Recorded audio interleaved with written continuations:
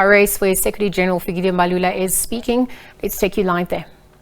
And as the ANC, we can't step back when the standing of our government as well as the African National Congress is actually being attacked, and the communities in our name have been terrorized. So we are here to convey a message and to say also to our activists, the task at hand now is renewal. The task at hand now is to fix people's problems.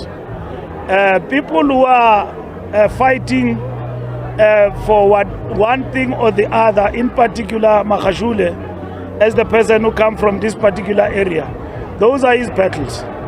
The ANC have taken a decision, and he himself seemed to have gone out of his way to accept that particular decision.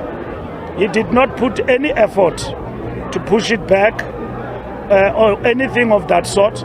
So we can't allow anarchy to reign supreme in the name of the decisions that have been taken by the ANC. Our people need the ANC to lead struggles for their own survival on the ground, which we can mention here: water problem, unemployment. Those are the issues that confront this community that the ANC must be at the center of. GBV, that engulf a lot of our communities, the ANC must be at the center of those struggles. And I was telling the community here that load shedding is being fought and very hard to ensure that our people access uninterrupted access to electricity supply. Mr. Mbalula, there's a report this afternoon about Ground Up, about your property in Bryanston. How did you acquire this property? Was it a 3 million rands loan from the former COO of one of the corporate entities that benefited from the lotteries? Well, I can't respond to that particular question other than what I've explained, that I stay in that particular property. And in this particular instance, I've never stayed in another property. And for whatever that it is alleged, those people who make such allegations, they've got the honors to prove them. And I've answered this question over and over again, and it keeps coming back, but I've answered it, and I've got nothing to do with whatever allegations that are made by people. How did you acquire this property? In terms of acquiring which property, which I did not. The property that I own is a property that I own. I don't have any property except the property that I own. I've not acquired any other property other than the property that I stay in, and it was even declared in Parliament for years. And if you go to Parliament and the declarations, you will see the property that I own, that I've been staying in for quite some time. So the other properties that it is said that I own or whatever, I don't owe anything of that sort, and that is it. And it can be even proven in the deeds office that I don't owe any such property. SG, with me, what I just want to find out, it seems like the clouds are off between you and the Magashule, and the way you sound like someone that would not want to meet him, either politically or otherwise. What I want to find out, is the ANC not in fear that Magashule might join another political party which might challenge you, especially here in Free State, as we know that this is one of the strongholds of the ANC? Are you not in fear that he might mobilize others in the ANC here in this province to join whatever party that he might start or whatever party that he might join? There are not gloves that are off between us and Magashule. Magashule has been subjected to the disciplinary processes of the ANC, which he chose not to respect. And he has made public pronouncements that he will leave the ANC. He have told me that he has made up his mind, he's leaving. And that is to be expected from his side, as a person who never honored the disciplinary processes of the African National Congress, which he has actually been given an opportunity to clear himself. He has said that in his own view, he has long been expelled in the ANC. It is probably a fait accompli according to him. So there are no gloves that are off.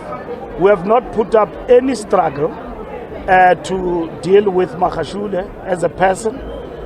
All what has happened is that the disciplinary structures of the ANC have executed their constitutional mandate of the African National Congress. What is happening is that there are faceless characters who are terrorizing communities here, burning ANC t-shirts. And you will see here they've got a casket that they've written Mbalula. That is terrorism. Why? That is an act of terrorism, and it's all happening in his name. So there are no gloves that are off. Community here, it has spilled over to the community. The sewage supply has been targeted and bombed, and many of such activities are going on in the community. Now, as a leader, he should step up and own his plate. That yes, I'm going, but don't do such acts in my name and destroy service delivery properties in the communities. Any self-respecting leader will step up and call order in relation to that. But you can't allow anarchy to be promoted in your name unless you are an anarchist yourself. You've been thriving on anarchy for years. But if you are honorable, you respect yourself and your integrity as a person, you will step up and call order. And the ANC cannot step back when the people of Tumaole are being terrorized, and we step back when the people of Tumaole and our activists are being threatened and intimidated, that they are cajoled, they are forced into some activities that they are not party to. So we've got to give voice to the voiceless and defend the defenseless, and that is what is important. And that's why we call upon the state to intervene in the protection of property and the civilians, including those who are subjected to intimidation and acts of terror. Why are you then thus refusing to meet Mr. Ace Magashule, Mr. Mbalula? I'm not refusing. What I'm saying is that he has made it very clear. So there is no purpose that he is gone. And over and above that, he has made it very clear where he stands in relation to the ANC. So the purpose of meeting is to serve what purpose? When he has actually made it very clear publicly last night that he's leaving, and he's got his own view about why he's leaving the African National Congress. The ANC will wait for Magashule to make his public pronouncements.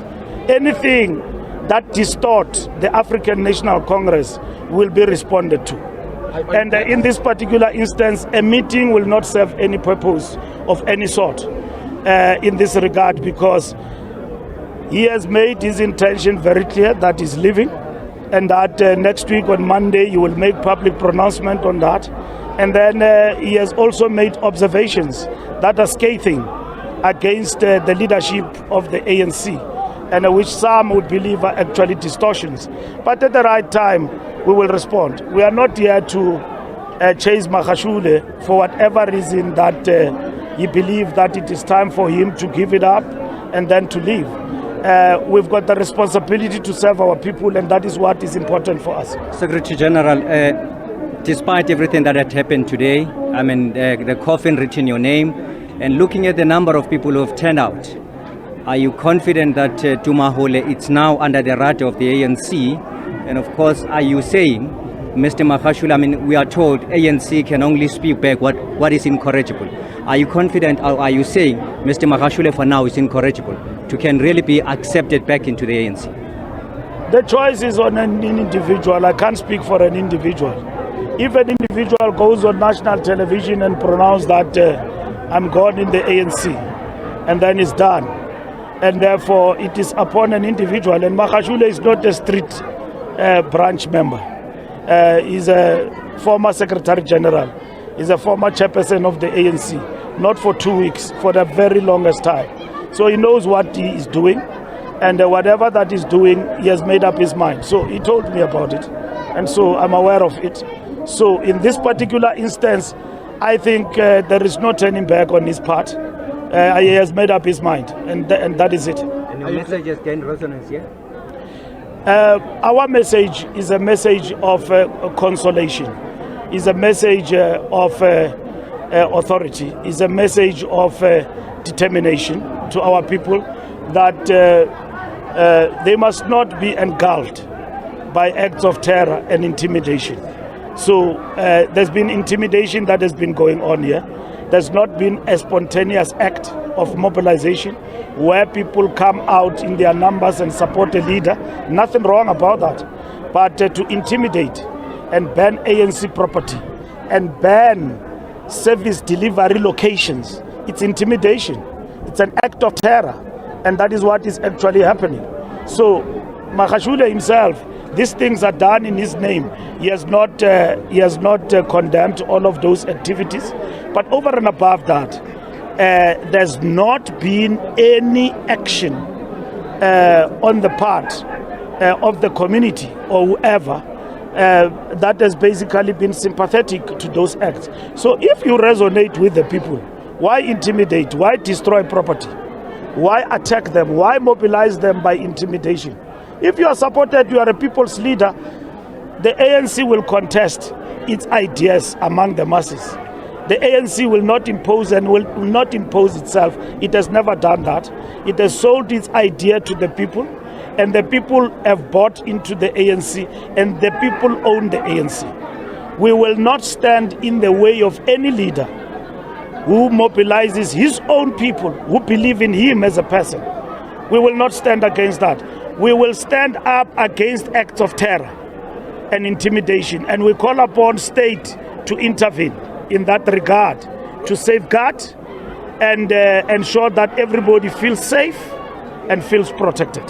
So with me, just the last one is just, are you glad as the ANC to see Makashule's back? To see? Makashule's back. We have said it over and over again.